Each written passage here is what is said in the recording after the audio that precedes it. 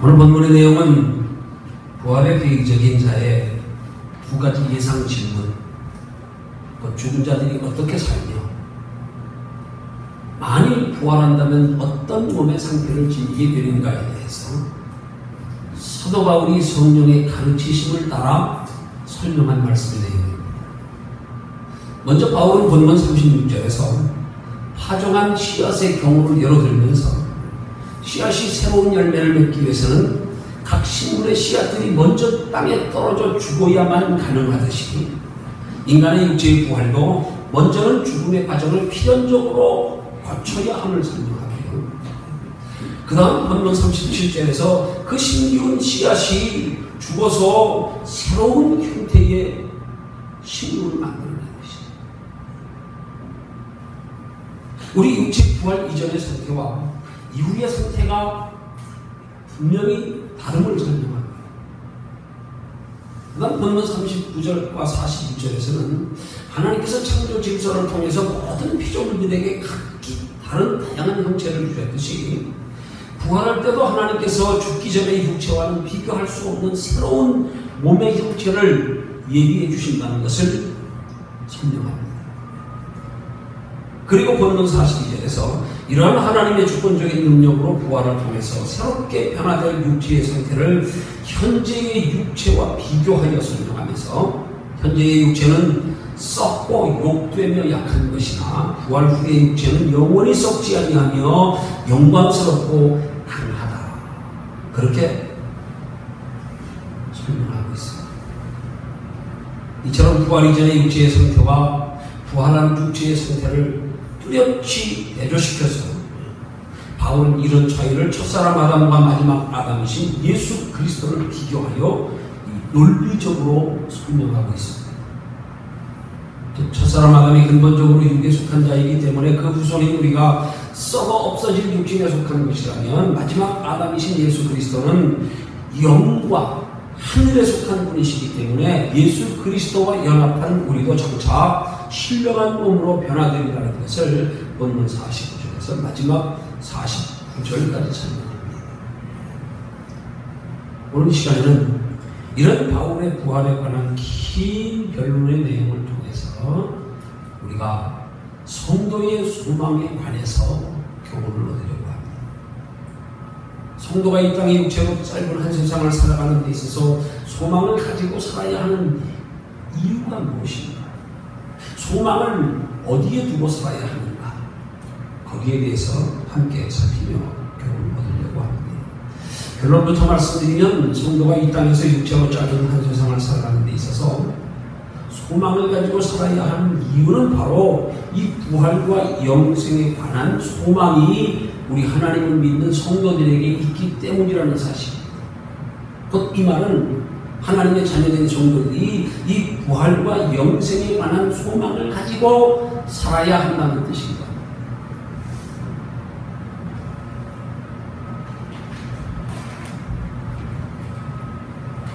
이 부활과 영생의 소망을 가지고 사는 성도는 세상 것에 연연하지 않을 수 있습니다. 세상 것 따라서 울고 웃지 않을 수 있습니다. 세상 것에 집착하거나 미련두지 않고 살아갈 수 있습니다.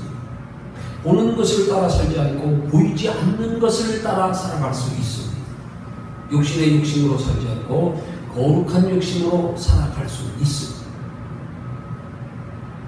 그런 능력이, 그런 담대함이, 그런 믿음이 어디서 오는가? 바로 부활과 영생의 소망을 가지고 살아가는 데서 온다는 사실입니다. 하나님은 우리를 그렇게 살게 하시려고 우리 앞에 영원한 하나님의 나라가 있음을 성경을 통하여 누누이 우리에게 말씀하고 있습니다. 우리가 그렇게 살 때 이 땅에서뿐만 아니라 영원한 하나님의 나라에서까지 영원한 상이 있음을 성경은 누누이 말씀하고 있습니다. 성경의 주석학자들이 말하고 있는 이 하나님의 32,500가지의 축복의 약속의 말씀들은 다 성경적으로 보면 이 부활과 영생의 소망을 가지고 살아가는 성도들에게 약속된 복이라는 사실입니다.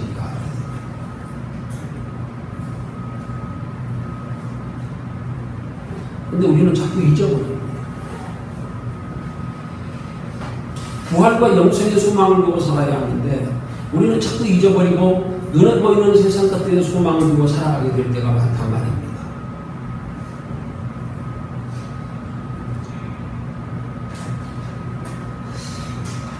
왜 자꾸 잊어버립니까? 세상에 속해서 세상 것에 매여서 세상 것 바라보다가 우리가 자꾸 잊어버린다. 아침 피곤하여 잠든 사람 깨워놓으면 잠시 깨었다가 또 잠들듯이 그렇게 자꾸 잊어버리곤 합니다. 왜 자꾸 잊어버립니까? 부활과 영생의 소망을 두고 사는 것이 우리에게 얼마나 소중하고 복된 것인지를 우리가 미처 깨닫지 못해서이기도 합니다.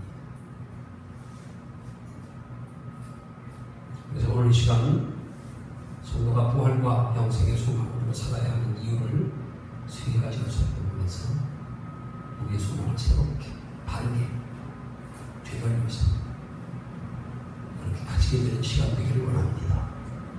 먼저 첫 번째로 성도가 세상을 살면서 부활과 소망에 대해서 이 영생의 소망을 가져야 하는 이유가 무엇인가? 그 첫 번째 이유는 소망을 가져야 소망이 이루어지기 때문입니다. 소망을 가지지 않으면 소망이 이루어지지 않습니다. 왜 소망을 가져야 소망이 이루어지는가? 소망이 믿음이기 때문입니다. 주님은 우리에게 믿음대로 되리라고 말씀하십니다. 소망을 가지는 그 소망대로 되게 하신다는 말씀입니다. 내 소원대로 될지어다 하는 말은 내가 소망하는 대로 되게 하신다는 말씀이기도 하다.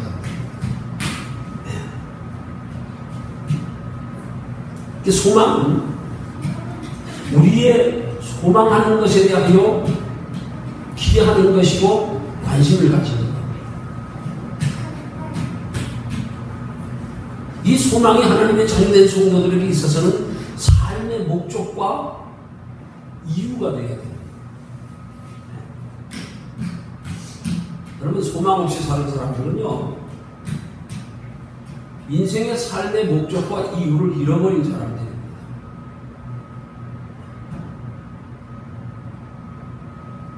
성도로서 부활과 영생의 소망이 없이 사는 성도들은 그건 신앙생활의 목적과 이유를 잃어버린 성도들입니다.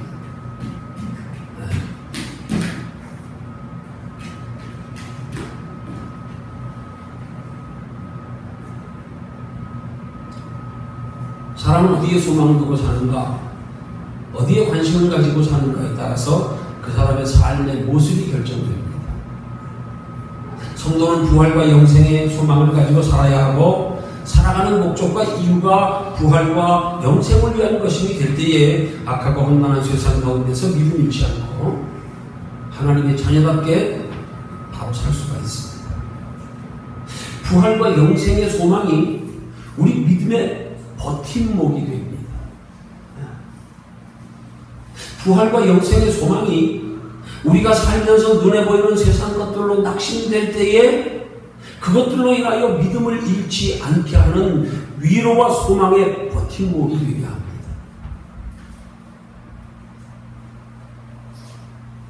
부활과 영생의 소망을 가지고 사는 성도들에게 하나님의 함께 하심이 있고 하나님의 인도와 보호가 있고 우리 마음에 평안의 복이 있습니다. 여러분, 성도에게 영생은 단순히 영혼의 천국에 들어가는 만으로 영생이 아닙니다. 영원한 하나님의 나라에서 하나님께서 예비하신 영원한 복을 받아 누리는 것까지가 영생입니다. 히브리서 11장 24절 이하 26절에서 소개하는 모세의 믿음이 그랬습니다. 믿음으로 모세는 장성하여 바로의 공주의 아들이라 칭함을 거절하고 도리어 하나님의 백성과 함께 고난받기를 잠시 죄악의 낙을 누리는 것보다 더 좋아하고 그리스도를 위하여 받는 능력을 애굽의 모든 보화보다 더 큰 재물로 여겼으니 이는 상 주심을 바라보니라. 여러분, 모세는 예수님이 이 땅에 오시기 훨씬 전에 태어난 사람입니다. 그런데 모세는 그 앞에 영원한 하나님의 나라가 있음을 알았고, 그 영원한 하나님의 나라에 영원한 상이 있는 것을 알았고, 그래서 그 하나님의 나라에서 영원한 상을 받기 위해서 이 땅에서 육체로 살아가는 동안에 잠시 낙을 그리는 것, 잠시 그 육체로 사는 것들에 필요한 것들로 인하여 우리의 소망하는 것을 이루고 만족을 누리며 행복하게 살아가는 걸 포기한 사람입니다. 그런 모세의 믿음을 신학적으로 영적으로 우리가 생각해 보면, 그런 예수님이 이 땅에 오시기 전에 이미 하나님이 약속하신 메시아에 대해서 그가 깨달아 알았다는 사실을 의미하는 것이라고 볼 수 있습니다.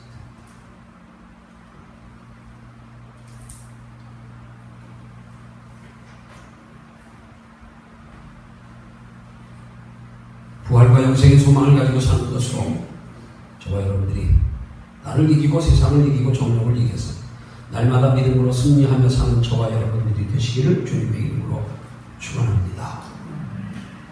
그 부활과 영생의 소망을 가지고 살아가는 것을 통해서 이 땅의 소망도 이루어질 때에 하나님이 이 땅의 소망을 이루어 주시는 육신의 축복들이 우리에게 정말로 하나님이 주신 가치 있는 것이고, 그걸 통하여 믿음도 더해지고요. 그것이 우리의 부활과 영생의 소망을 더 견고하게 하는 게 된단 말입니다. 그래서 우리는 부활과 영생의 소망을 먼저 가지고 그 안에서 신앙생활하면서 육신의 복도 받아야 된다. 그런데 우리가 종종 이 부활과 영생의 소망은 없이 육신의 복만을 바라고 살다 보니까 이 육신에 바라고 소망하는 것 때문에 믿음을 잃어버릴 때가 얼마나 많은지 모릅니다. 그것 때문에 시험 들 때가 얼마나 많은지 모릅니다. 그것 때문에 신앙생활 바로 하지 못할 때가 얼마나 많은지 모릅니다. 하나님이 우리에게 복 주시는 게 잘못된 게 아닙니다. 하나님이 우리에게 육신적으로 복 주시는 게 세속적인 게 아닙니다. 하나님이 우리에게 육신의 복을 주실 때 우리는 이 육신의 복을 얼마나 우리가 잘 활용할 수 있느냐, 하나님이 우리에게 주신 육신의 복이 우리 믿음을 얼마나 더 견고하게 하느냐, 하나님이 우리에게 주시는 육신의 복 때문에 우리가 영원한 하나님의 나라에서까지 얼마나 더 큰 영원한 상을 받을 수 있게 되느냐, 여기에 우리가 관심만 가지면, 그렇게 관심을 가지고 사는 성도일수록 육신의 복은 정말로 더 필요한 겁니다. 더 필요한 겁니다. 그런 믿음을 가지고 살아갈 때에 하나님께서 하나님의 자녀된 성도들에게 육신의 복을 풍성하게 주셔서 이 세상이 이렇게 악해져 가지 않도록 또 하나님이 하실 수 있단 말입니다.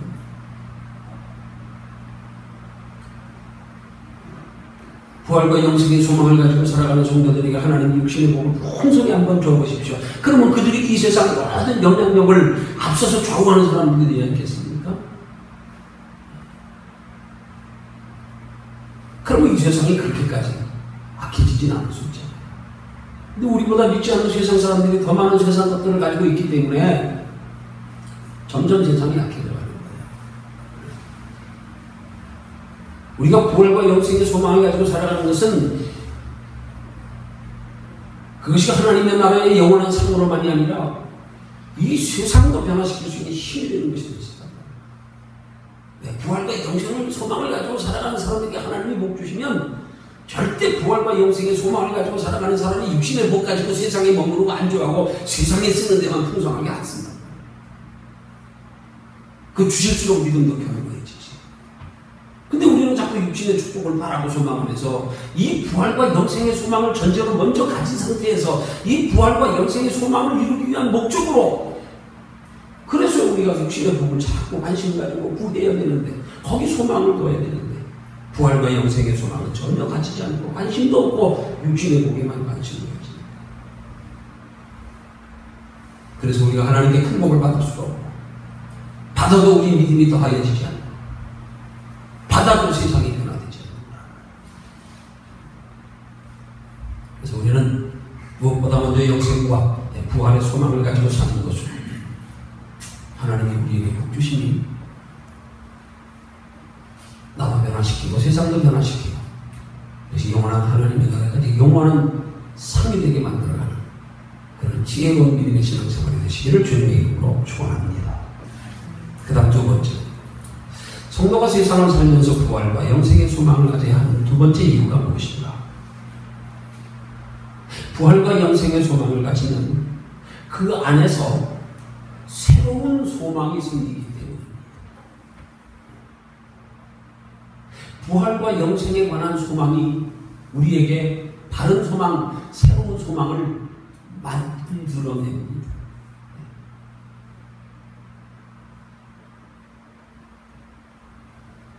부활과 영생의 소망을 가지고 성도가 살아갈 때에 하나님께서 부활과 영생의 소망 안에서 세상 것에 대한 소망도 함께 주십니다.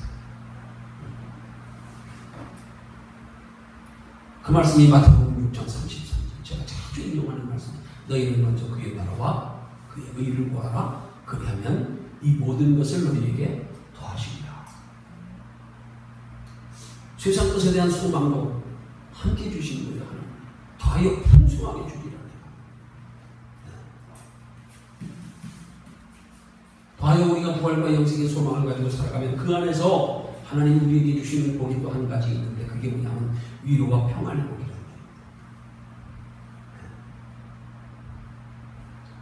성경에는 부활과 영생의 소망을 가지고 살아가는 성도들에게 하나님께서 주신 축복의 약속들이 무수히 많습니다.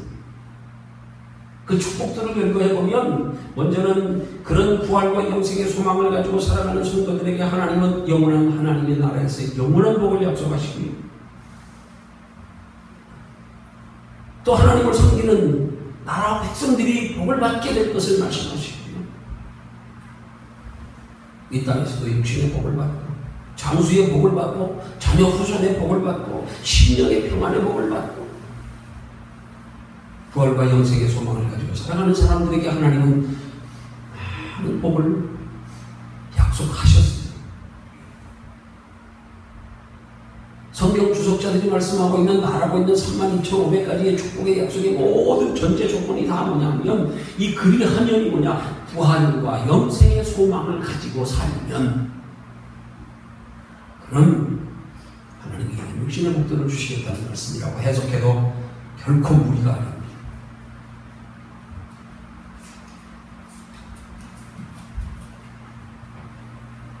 그렇게 우리가 부활과 영생의 소망을 가지고 살아갈 때 이제 하나님께서 우리에게 베풀어 주신 육신의 축복으로 인해서 우리의 부활과 영생에 대한 소망은 더 확실하고 분명해지고요. 마치 아브라함처럼요.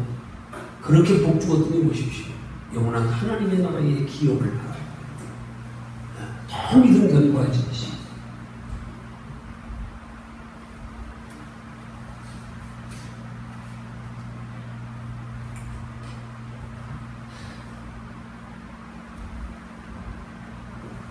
부활과 영생의 소망을 가지고 살면 그 안에서 새로운 소망이 생긴다. 이 말을 달리 표현하면 소망이 소망을 갖는다. 이렇게 표현했습니다. 소망이 소망을 갖습니다. 첫 번째 소망은 내가 가져야 하는 소망. 내가 소망을 가질 때 이 소망이 소망을 갖는다. 첫 번째 소망은 하나님이 우리에게 요구하시는 소망입니다. 너는 이런 소망을 가져라. 그럼 내가 그 안에서 너희에게 소망이 생기게 하리라.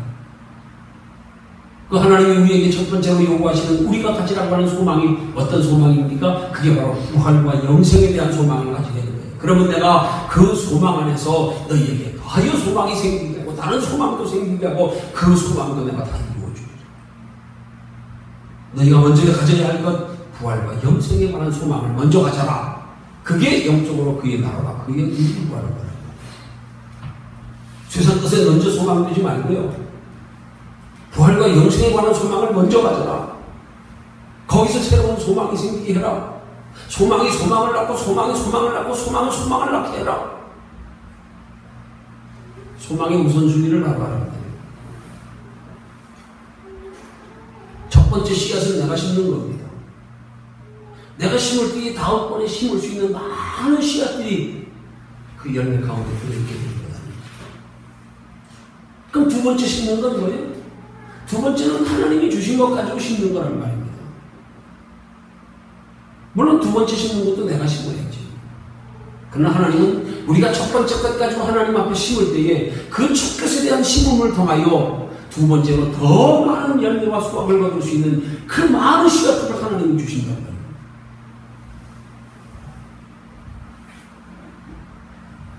그래서 성도는 부활과 영생의 소망을 가지고 살면 결코 어떤 환경에서도 믿음 잃지 않을 수가 있습니다. 부활과 영생의 소망을 가지고 날마다 영육간에 평안의 복을 누리며 사시는 분들이 되시기를 주님의 이름으로 축원합니다. 그다음 마지막 세 번째, 성도가 세상을 살면서 부활과 영생의 소망을 가져야 하는 이유가 무엇인가?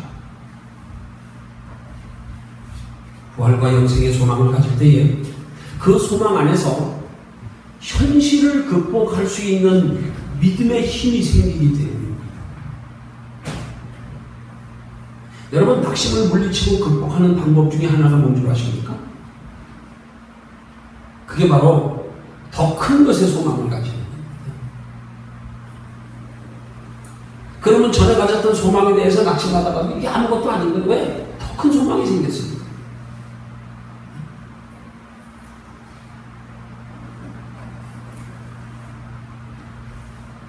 낙심을 물리치고 극복하는 방법을 다른 사람들은 어떻게 얘기하고 있나 궁금해서 인터넷에 들어가지고 한번 이렇게 쳐가지고 쭉 찾아보니까 전부가 하나같이 낙심을 물리치고 극복하는 방법 중에 하나는 기도다. 다 기도만 얘기하고 있더라. 맞지요? 기도할 때 하나님이 그 안에서 낙심과 또 우리의 염려 이런 것들을 극복할 수 있는 믿음의 힘을 주십니다. 그러나 그것만이 아니란 말이에요. 그것만이 아니란 말이에요. 그것보다 더 큰 것에 소망을 가지는 순간에 우리는 아예 이 전에 가졌던 것들, 우리가 소망을 가졌다가 낙심했던 것들에 대해서 아예 잊어버리게 됩니다. 어린아이가 지금 가지고 놀고 있는 것보다 더 좋은 장난감을 주었더니 그 다음부터는 지난 장난감을 쳐다보지 않아요. 그거 보니까 이제 시시한 거예요. 우리 마찬가지입니다.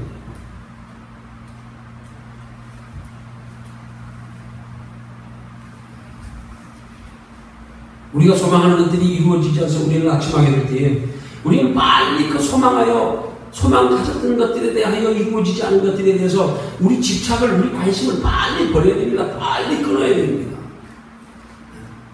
주님이 우리에게 염려하지 말라 말씀하시는 것은 너희 염려하는 부분에 대해서 빨리 시선을 돌려라 그런 말입니다. 그건 너희가 백날 붙잡고 쳐다보며 염려해봐야 그건 되지 않을 일이니까 거기 그만 쳐다봐.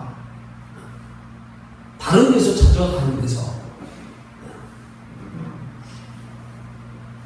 염려하지 말라는 말씀이 아니라 염려를 중단하고 내가 염려한다고 해서 이 문제가 해결될 일이 아니니까 염려를 중단하고 염려하지 않을 수 있는 다른 길을 찾으라는 뜻입니다.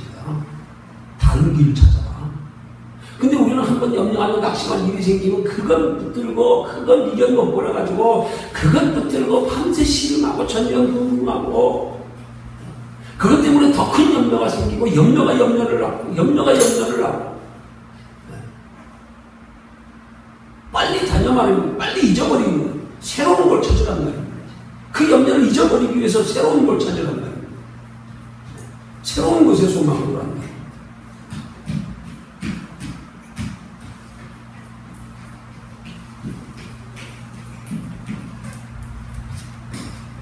결론했습니다. 성도에게는 부활과 영생의 소망이 그게 믿음으로 가지는 소망.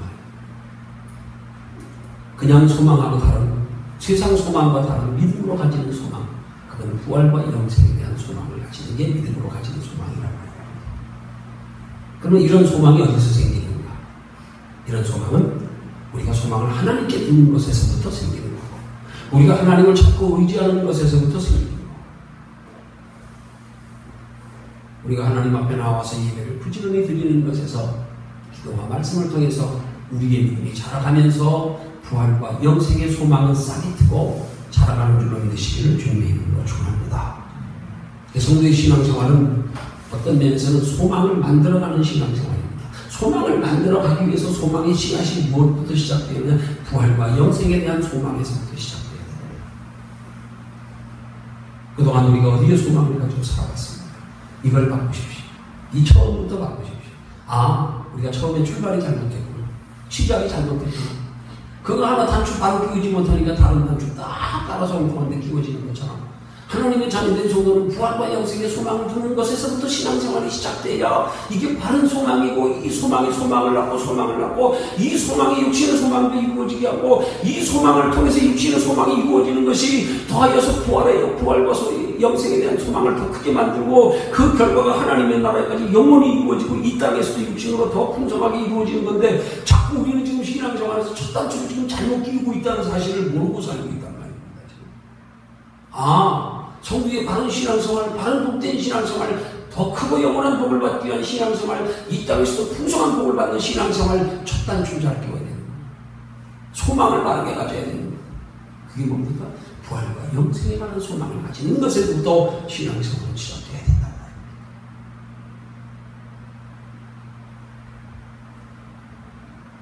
우리가 눈에 보이는 것으로 가지는 소망은 그건 믿음의 소망이 아닙니다. 여러분, 그 소망으로는 절대 부활과 영생에 대한 소망이 생기지 않습니다. 오히려 그 소망은 부활과 영생에 대한 소망을 가로막고 안 보이게 만듭니다. 안 보이게 만듭니다. 그 소망 가지고는 부활과 영생을 이룰 수가 없습니다.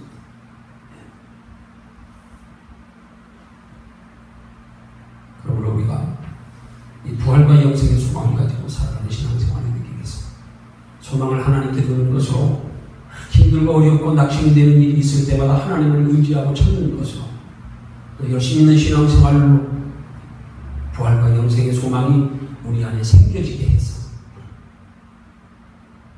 여러분의 소망하는 것들도 따라서 이루어지고, 더하여 그 안에서 믿음으로 말미암는 새로운 소망도 생겨지게 하고, 현실을 극복할 수 있는 믿음의 능력도 힘도 얻어서 날마다 평안 가운데 승리하는 삶을 사는 저와 여러분들이 되시기를